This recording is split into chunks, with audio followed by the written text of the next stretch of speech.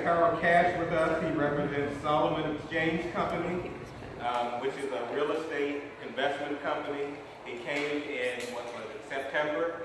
Yeah. And he talked to us about rehabilitating the houses of senior citizens and allowing those senior citizens to stay there, basically adding on to the property.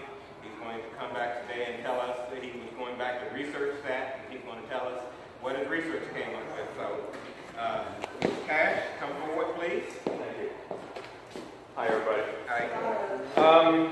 So, as some of you remember, I was here back in September, and I told you I had an idea, and it was well received, and so I went back and I started actually planning it out, and now I have a plan. So I'm here to let you know what that is. So, as I was going through all of this, I've come to realize a number of things. One, instead of doing this as a for-profit venture, it's going to be a nonprofit venture. So I have actually joined the Coalition of Nonprofit Housing and Economic Development so that there's some immediate oversight as I'm doing the planning. But basically what the plan is this.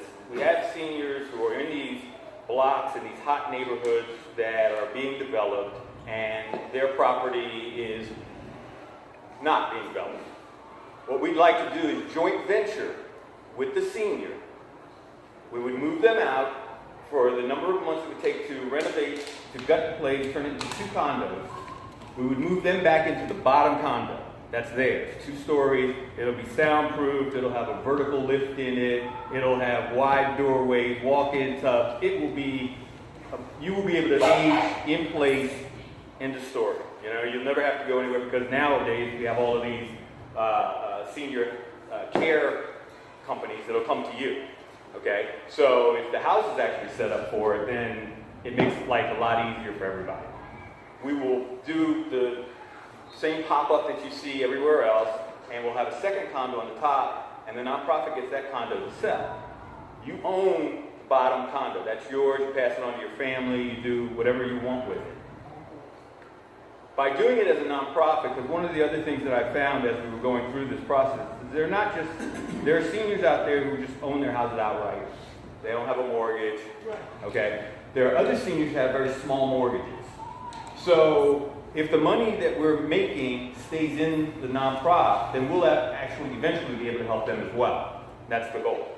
There are other seniors who have participated in the reverse mortgage. Okay? As the money grows and stays in the nonprofit, we'll be able to help them as well because we'll be able to buy out the mortgage, do the exact same thing, move them out, renovate it. They're moving back into a brand spanking new place that'll need nothing for their lifetime, okay?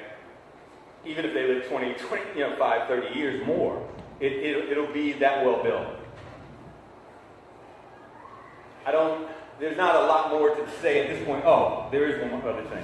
So, one of the things that we're working on that's part of the plan is we're working with a real estate attorney to draft an addendum that will be a part of the real estate contract between the senior and the nonprofit. It spells out all of the protections that the senior has, okay, and it'll be ironclad. That's the idea. And what we're going to then do is go to the city and say, hey, look, we've drafted this, we've developed this, it works. We need some help. Because right now, the condo conversion process takes 10 to 16 months, which is why you see all these shells lasting for so long. It's that the condo conversion process is 10 to 16 months. The build-out will take 3-4 months, max, okay? But, so what I'm going to ask the city to participate or help me with is some kind of expedited path for the senior condo conversions. What they do with the rest of the condos, I'm sure it'll stay the same. But if one of the ideas is not to displace our seniors, then why are we displacing them for 10 to 16 months when we don't have to? Okay?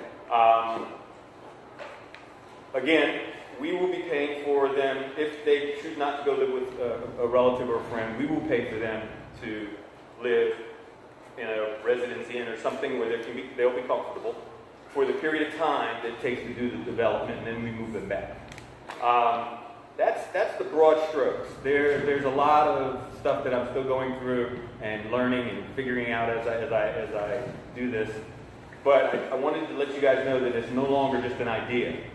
Now I actually have a plan, and I will, once I'm finished with the addendum and all of that, I'll circulate that amongst you guys so that you can see it. The reason I'm coming back to you is because you were the first place I came, and you received me well, and I got nothing positive, and I still